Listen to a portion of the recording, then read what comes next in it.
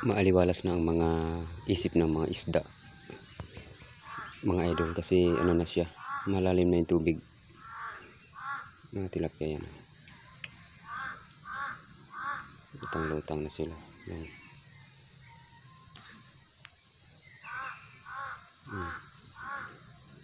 Malalim na yung tubig, tapos may ano na, medyo maganda na yung iniikot-ikotin nila. Inalisan kong water lily yung ibang lugar yan. Dami na nila yan.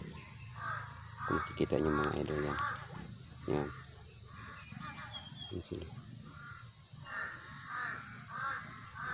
Yung water lily na yan dyan, steady yan, kasi pag may dumating na tagak, tago sila dyan kaagad para hindi sila madadali.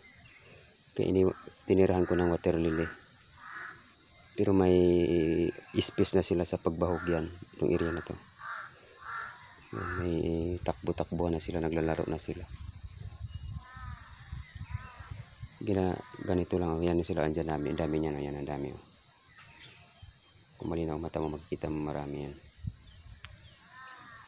dami na nila. Binahog ko na kasi bago ako pumunta sa alaga kong aso, kaya kanina nagkagulo-gulo to.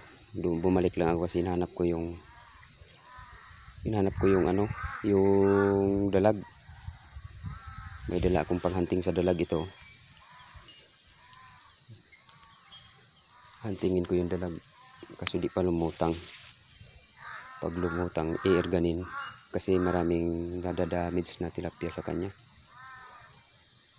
Yun, tinitignan ko yung area kung saan banda lulutang yung dalag, kasi yan mga tilapia yan, ilalim yan na tilapia yan,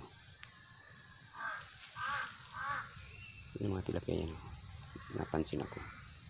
Pero yan marami yan, kung malinaw ang paningin mo, makikita mo na sa tubig yan. Yan, nakamasid sila.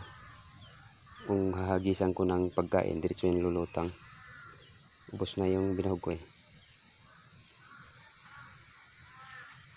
Kaya maganda rin kung may fish pan, kasi parang ma-relax ang utak mo pag pupunta ka, makita mo yung isda na masaya na. Yun, naglalaro na sila, malalim na yung tubig. Nakita mong sigla nila na buhay na sila.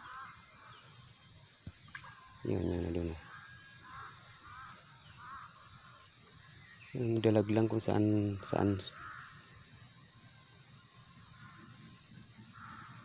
malaking dalag na yan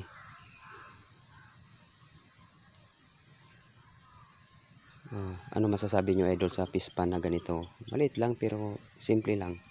Ito nilagay ko yan sa gitna, bukid-bukid, may kahoy, para at least pag tag-init may masisilungan sila sa anino ng kahoy.